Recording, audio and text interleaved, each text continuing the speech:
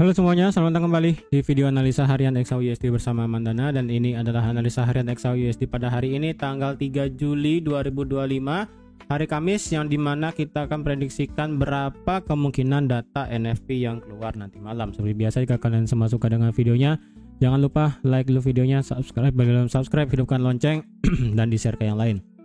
Oke. Jadi di sini sebelum saya lanjut ya, kemarin kalau kalian ngeh data ADP itu merupakan data ADP yang sangat rendah terakhir semenjak, kalau nggak salah saya lihat itu adalah per Maret 2023 ya. Karena kalau kalian ngeh ya, data ADP kemarin ataupun tenaga kerja dari sektor swasta itu mengalami penurunan yang sangat luar biasa, minus ya. Ini data sebelumnya 29 direvisi turun ya, dari yang sebelumnya 37 ternyata 29, konsensus 95, keluarnya jomplang sekali jauhnya ya, 33.000 minusnya. Kalau dilihat berdasarkan 5 tahun terakhir ya, untuk data yang minus itu terakhir adalah ada di Maret 2023. Maret 2023 itu minus 53.000. Jadi bayangin tuh, dari Maret sampai Juni 2025 ya, selama 2 tahun itu kan sektor ADP-nya itu bagus ya kan, hasilnya hijau lah, walaupun ada yang penambahan sedikit, tapi kan setidaknya ada penambahan. Ternyata di bulan Juni itu tidak ada penambahan sama sekali, yang ada malah berkurang orangnya gitu kan. Nah, dengan demikian berapa kira-kira data NFP nanti malam? Dengan data ADP yang lumayan besar gininya, minusnya gitu kan, walaupun sebenarnya terkadang data ADP itu tidak menunjukkan berapa data NFP yang bakal keluar ya, karena biasanya tidak seperti itu.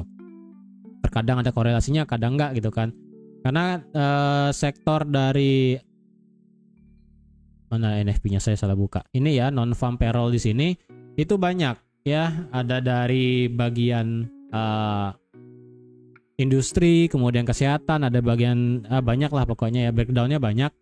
Jadi untuk data NFP nanti malam ya, menurut saya sih nih ya, bakal kayak data ADP. Karena kalau nanti malam ini kan diperkirakan, ini versi trading ekonomik ya, NFP-nya itu sebelumnya 139.000, diperkirakan akan 110 konsensusnya, dan forecast-nya itu 100.000. Sedangkan dari Forex Factory NFP-nya itu adalah 111.000.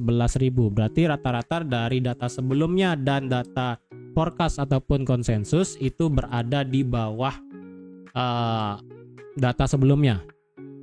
Jadi otomatis menurut saya di sini ya, untuk tingkat NFP hasilnya lumayan di bawah konsensus. Kemudian dari data tingkat pengangguran saya rasa akan naik dari 4,2 ke 4,3. Kemudian yang sektor yang penting juga adalah tingkat pendapatan rata-rata per jam. Karena minggu lalu itu kan kita melihat data PCE ya. Data bukan PCE sih, personal income ya. Personal income itu turun lumayan dari dari 0,7 menjadi minus 0,4. Jadi pendapatan income dari perseorangan itu mengalami lumayan penurunan. Jadi menurut saya di sini pendapatan rata-rata per jamnya juga akan mengalami penurunan. Yang berarti ini bisa di 0,2 untuk yang bulanan, sedangkan yang tahunan kemungkinan di antara flat 3,9 atau 3,8. Kemudian ada data dari tingkat pengangguran rata-rata per jam, rata-rata pengangguran gini ya, mingguan seperti biasa, diperkirakan akan naik juga. Kemudian ada ekspor impor diperkirakan turun, impor diperkirakan turun semua juga, balance of trade diperkirakan bakal minus juga. Jadi selain itu nanti malam kita ada ISM Services PMI. ISM Services PMI diperkirakan akan naik sedikit. Ya, akan diperkirakan akan naik sedikit dari 49,5 ke 50,5. Kalau versi Forex Factory diperkirakan naik ke 50,8. Jadi walaupun ISM Services-nya ini nanti malam misalnya di atas 50 ya, yang menandakan mengalami ekspansi, saya rasa tidak akan terlalu menolong untuk dari segi berita hari ini, karena berita hari ini pure akan melihat data NFP. Apalagi kemarin itu ADP-nya minus ya kan, semenjak 2 tahun terakhir. Karena kalau dibandingkan ya NFP semisalnya amit-amit kayak ADP yang minus gitu kan selama 2 tahun terakhir. Jadi kalau ibaratnya kayak Maret 2023 ini penambahannya 85.000 ya. Jadi menurut saya di sini skenarionya adalah under 100.000 sih. Ya di sini juga Goldman Sachs juga mengatakan bahwa mereka berekspektasi bahwa untuk NFP nanti malam itu diperkirakan akan di bawah 85.000. Ya. Diperkirakan di sini Goldman Sachs adalah 85.000 nanti malam, kemudian tingkat pengangguran 4,3, kemudian tingkat pendapatan rata-rata per jamnya itu 0,3. Jadi hasilnya kemungkinan bakal lumayan merah. Kalau saya pribadi ya, sebentar ini saya delete dulu ya. Saya delete dulu semua. Mungkin saya buat tulisan dulu sebentar ya. Untuk saya pribadi, NFP, kalau tadi Goldman Sachs kan 85 ya. Kalau dibandingkan dengan data NFP di Maret 2023 juga sama 85. Kemudian dengan data ADP yang Maret 2023 itu minus juga. Jadi menurut saya sih ini sudah pasti under 100k sih. Sudah under 100k. Kalau ditanya berapa range-nya,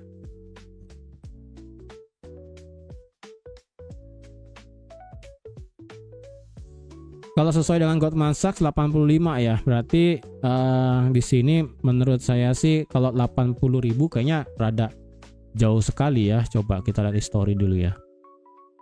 Kan dari Januari 2025 ini kan naik terus ya, 111, 102, 120, 147, 139. Sekalinya drop ini ke 71. Kemudian paling rendah lagi ini 85. Paling rendah 87, 88, 71.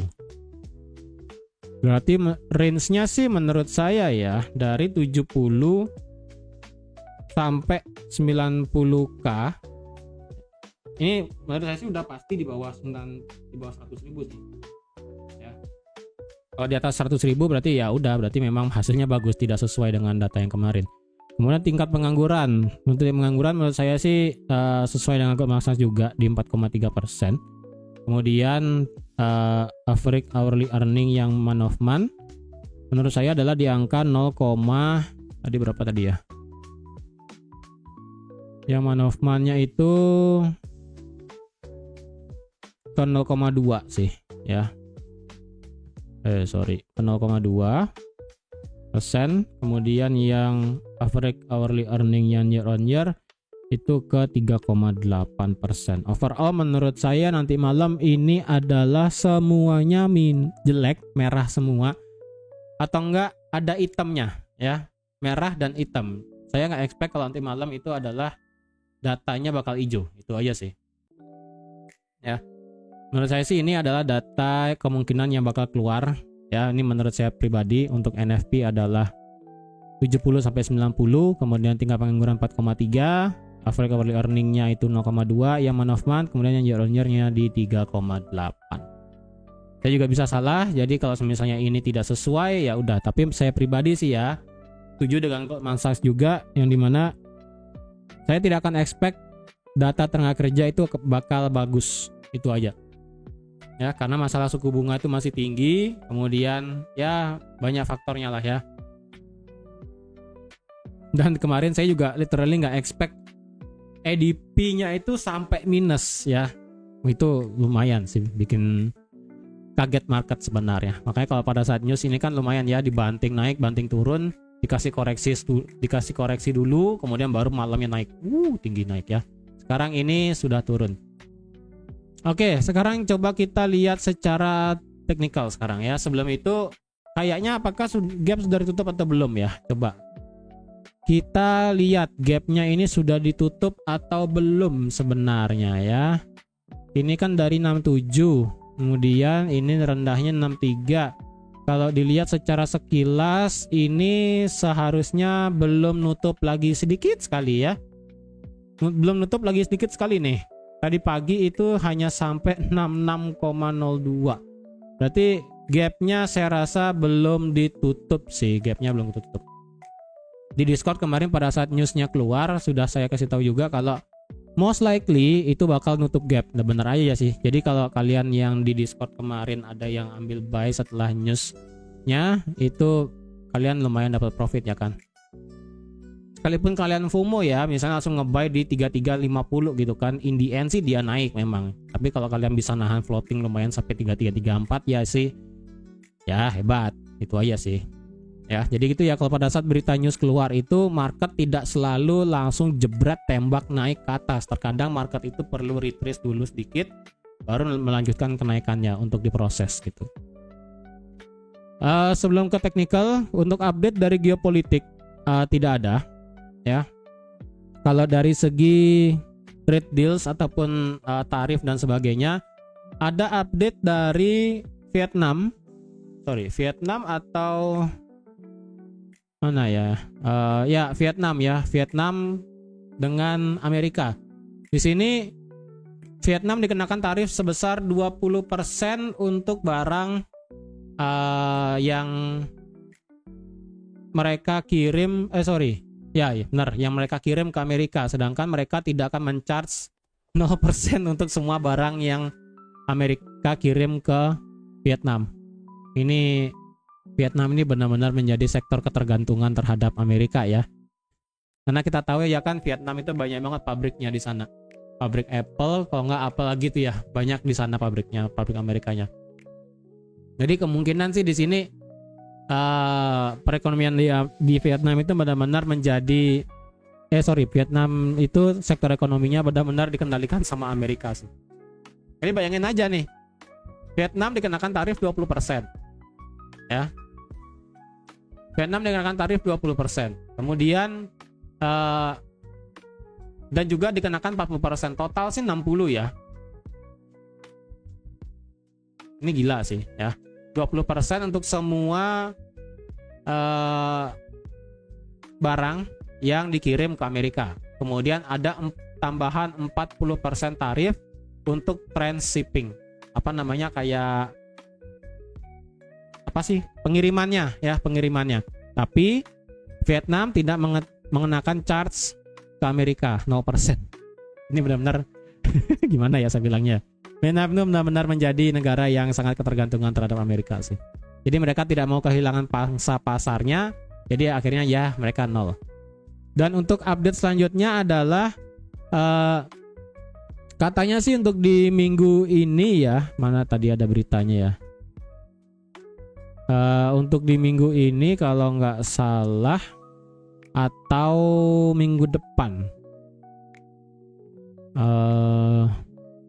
mana dia ya?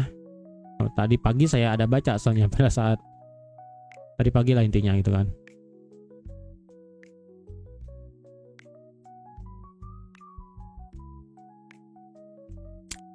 Mana dia nih? Oh, nggak kelihatan di sini ya. Tadi pagi saya ada baca, pokoknya adalah selanjutnya untuk negara yang kemungkinan deal dengan Amerika setelah Vietnam adalah India. Ya, kita tahu India itu juga ada banyak lumayan barang-barang dari Amerika juga.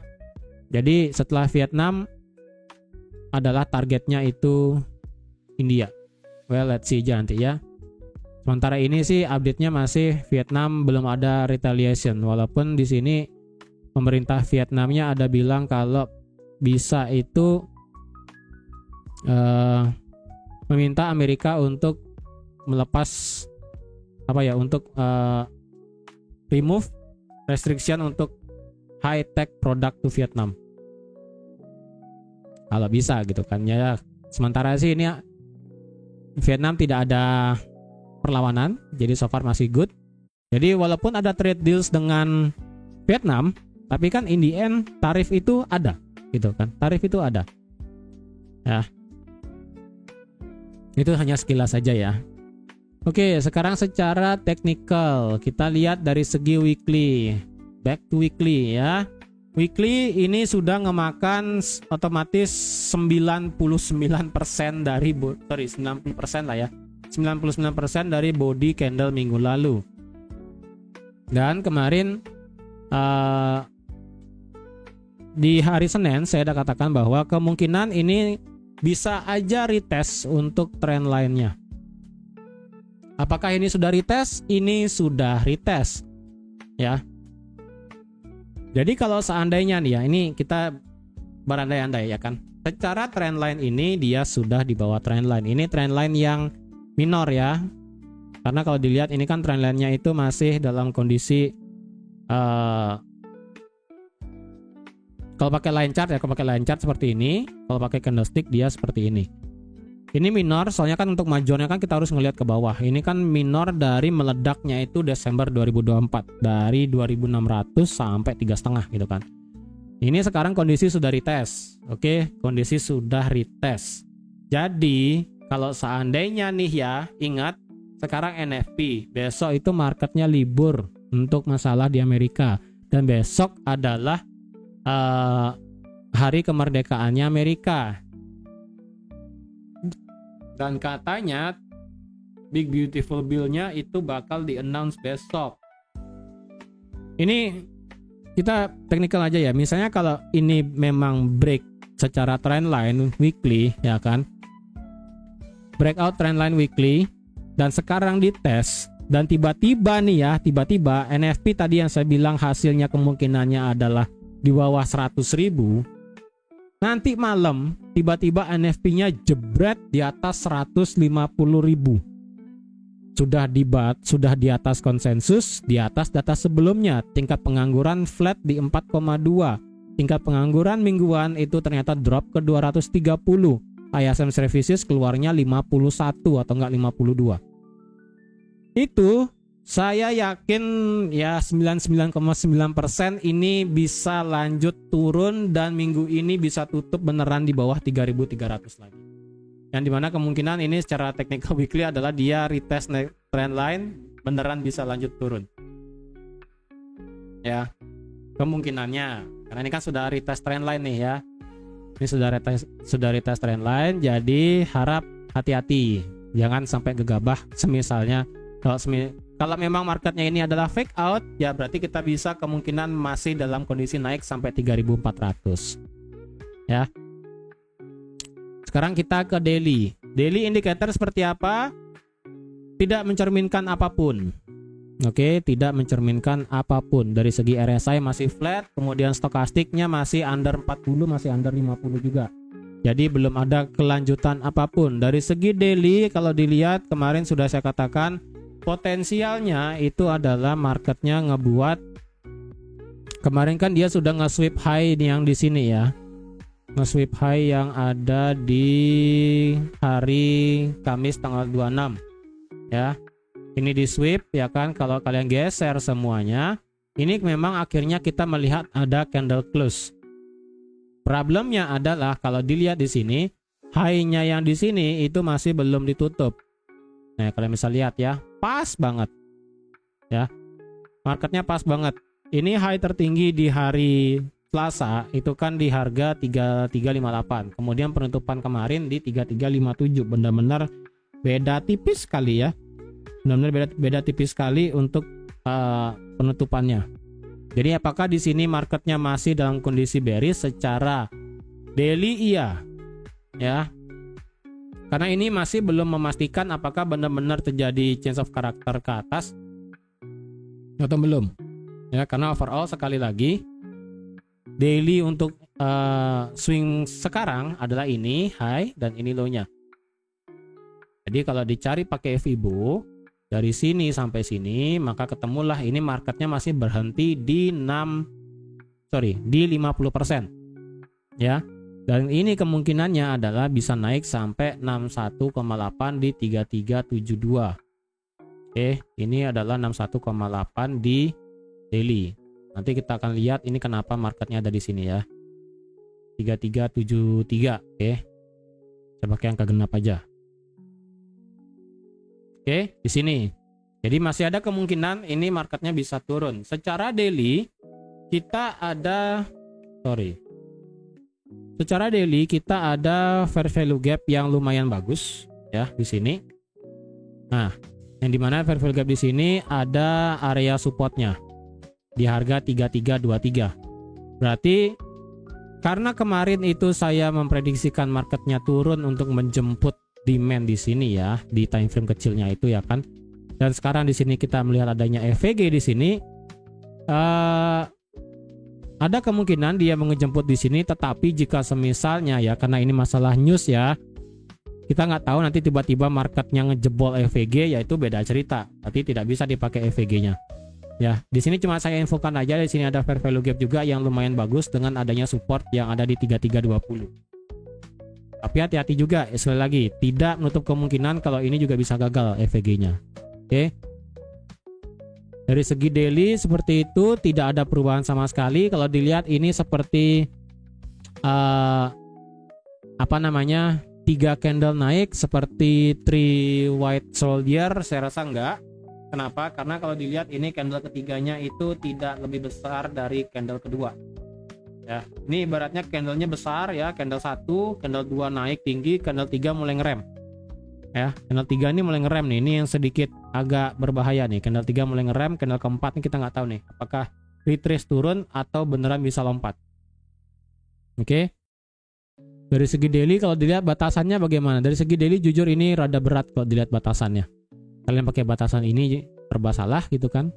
Kalian pakai batasan ini juga salah, ini juga salah. Kalau dicari selama 1 bulan yang lalu, ya kita bicara 1 bulan yang lalu aja ya, dari bulan Juni, maka resisten yang paling make sense yang bisa dicari adalah ini di harga 3382. Oke, ini aja. Karena kemarin ini kan marketnya breakout, retest dan naik ya kan. Ini di breakout, retest dan turun. Nah, berarti otomatis sekarang immediate resistance ada di 3382,85. Oke. Di sini 3373 adalah 61,8 Fibo tadi di daily. Sekarang kita ke H4. Ke H4 kalau dilihat apakah di sini potensi H4 bearish divergence? Ada kemungkinannya ya. Di sini dia ngebuat high, di sini dia ngebuat low, dan secara RSI-nya sebentar, ini RSI-nya berapa ini? Ini RSI-nya di ya, saya mau zoom dulu. Di sini ada nggak? Ini high-nya di sini. Ya, secara RSI-nya juga ada ya. Potensial untuk ngebentuk bearish divergence. Jadi kalau semisalnya ini adalah valid bearish divergence, oke. Ya. Secara ini RSI H4 ada, stokastik H4 ini hampir jadi ya. Ini ingat, ini hampir jadi, bukan udah jadi, ini hampir. Secara RSI-nya ini tinggal drop aja di bawah 50, ini otomatis sudah jadi bearish divergence. Jadi kalau ini adalah bearish divergence secara H4, berarti kita bisa ekspektasi marketnya untuk turun lumayan jauh. Untuk sekarang berarti kita punya satu support H4 yang immediate ya, yang baru terbentuk kemarin, ada di 3332. Kalau kalian mau pakai angka cantik semua 33330 juga boleh. Tapi kalau mau pakai candlenya doang di sini penutupannya ya di harga 3328 ya bolehlah. Mau di 3332 di sini, 3332 sini boleh juga, 30 boleh juga ya. Berarti range inilah pokoknya ya. Range ini adalah batas daripada support di H4 immediate-nya sekarang ya. Jadi kalau ini di break ke bawah, maka most likely ini adalah bearish divergence H4, maka ya udah otomatis next targetnya adalah paling possible ya sampai sini 3293 itu udah paling jauh ya kan, paling jauh. Kemudian nextnya sebenarnya sampai mana? Selanjutnya ya di 33 berapa ya, saya kasih H4 ya. Ini 3300 ya kan. Nextnya di 3311 ya, 3311. Untuk resisten H4 ada nggak? Resisten H4 sekarang tidak ada, yang ada ini cuma ada fair value gap H4 ya kan. Ini fair value gap H4 sudah kena, kemudian marketnya turun, respect. Tapi ingat, kita masih ada gap yang belum ketutup lagi sedikit sekali ya, sampai ke 67. Untuk bagian atas bagaimana? Ingat, ini 3382 adalah daily ya. Ini daily. Kemudian 3373 tadi apakah ini bisa dikatakan sebagai area supply-nya? Bisa ya. Berarti dari 3373 selaku adalah 61,8 daily dan 3382 selaku resisten immediate di daily, dan di H4 kita melihat adanya supply yang agak besar ya, dari harga 69 dari 69 sampai ke 93. Ini gede banget ini ya. Gede sekali, 200 pip tuh ya. Jadi kalau harganya sudah masuk ke sini, kalian mau cari sell, silahkan tunggu konfirmasinya. Kemungkinan saya rasa di situ bakal ada reject lumayan. Ya, kemungkinan bakal terjadi reject di sekitaran sini. Entah dari start dari 70 sampai 90. Tapi yang penting daily tidak boleh di atas 82 ya. Kalau daily di atas 82, saya rasa ini sudah menggagalkan area supply H4 itu sendiri. Oke. Sekarang kita ke H1. Secara H1 kalau kita lihat ini masih flat juga. Kalau dari segi RSI, apakah ini bisa dibilang sebagai bearish divergent juga? Ya bisa aja. Cuman masalahnya cuma satu. Ini range-nya sudah terlalu jauh ya. Ini high di sini dan high yang di sini itu sudah sudah 32 jam, terlalu jauh. Kalau lihatnya H4 masih make sense ya kan. Ini kan tidak terlalu jauh nih. Ya, cuma 10 bar. Cuma 10 bar H4 gitu kan, tidak terlalu jauh. Kalau H1 itu kejauhan sih menurut saya. Ya, ini kejauhan, tapi bisa aja menjadi kemungkinan ini bearish divergent. Oke. Sekarang H1 marketnya itu berada di dalam area demand-nya. Oke. Ini sekarang berada di area demand. Ingat ya, ini adalah support di H4 dan termasuk juga support di H1. Ya, kalian bisa lihat harga tidak pernah tutup di bawah 32 secara H1. Jadi kalau ada kombinasi antara H1 dan H4 tutup di bawah 32, maka most likely sama kayak kemarin, marketnya berarti bisa untuk lanjut turun ya. Ini seperti yang sudah saya buat kemarin ya. Di sini ada liquidity-nya ya. Kemudian di M30-nya di sini ada demand-nya ya kan. Bullish order block-nya di sini. H1 demand-nya di sana. Kalau yang di sini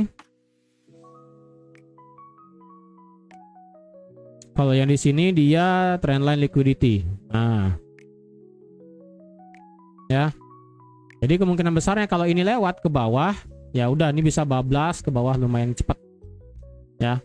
Karena sekarang berada di area demand H1 ya, karena kalau kalian tarik Fibo dari swing low ke high-nya, berarti dari sini sampai sini, ini sekarang marketnya berhenti di 61,8. Nah, sekarang adalah menjadi keputusan market apakah ini mau didorong naik untuk tutup gap ke atas, atau ini marketnya untuk lanjut turun sampai ke, kalian bisa lihat sendiri ya, 1272 ada di liquidity 3317, kemudian 1618 ada di 3304 area demand-nya di sini.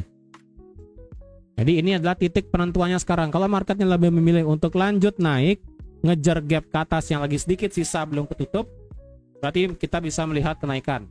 Tapi kalau skenario terburuk adalah marketnya lebih prefer untuk condong tekan ke bawah, ya udah. Ini 3332 lewat, lumayan drop. Kemudian skenario yang tidak saya inginkan adalah marketnya stuck. Dia memang kena 61,8, naiknya sedikit gitu kan, cuma sampai 3350 lagi. Ya sebagai angka genap gitu kan, 3350. Kemudian berhenti. Naik enggak, turun enggak gitu kan. Nah, itu sudah masalah itu. Ya, itu masalah. Karena H1 kita ada fair value gap yang lumayan gede sekali di sini. Ya, lumayan gede. Jadi skenario yang tidak saya inginkan adalah marketnya stuck. Lebih baik kalau marketnya turun sekalian, kalau dia naik. Karena di 61,8 di sini apakah kita boleh nge-buy? Kalau sekarang apakah ada konfirmasinya? Di M30 nggak ada, tapi kalau dilihat dari candlenya ini sudah mulai ngerem. Ya, ini kan candlenya gede. Candle gede, kecil, membesar lagi, mengecil. Nah, ini kalau sampai ditutup bullish M30-nya, kemungkinan berarti ada konfirmasi naik. Ya. Kalau di M15-nya M15-nya sih ini belum ada, ya. Tadi ini bullish engulfing-nya cuma nge-engulf body ya, cuma meng-engulf body, tidak meng-engulf seluruh candle. M5 kalau dicari naik, turun, naik, turun, naik, turun, naik, turun, naik. M5-nya sih udah change of character ya.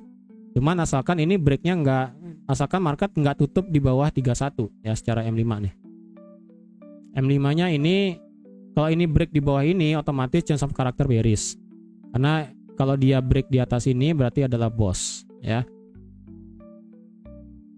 Sorry.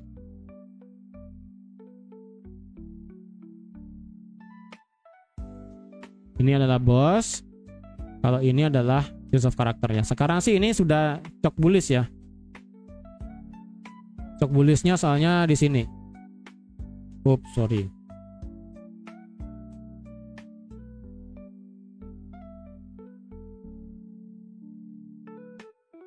Nah, sini ya. Ini adalah coknya ya. Jadi kalau market ke atas melakukan breakout structure. Jadi otomatis M30-nya kalau bisa wajib bullish, kemudian nanti kalian tunggu M5 close di atas 48 ya. Kalian mau cari buy, silahkan.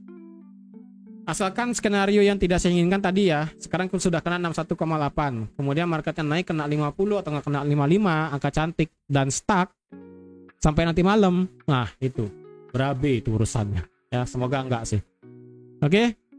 Jadi saya rasa sekian dulu untuk analisa XAUSD pada hari ini. Ingat nanti malam kita ada NFP. Dan sekali lagi kalau misalnya ingin nge-buy setelah NFP keluar, pastikan itu hasilnya merah. Ya, rata-rata harus merah.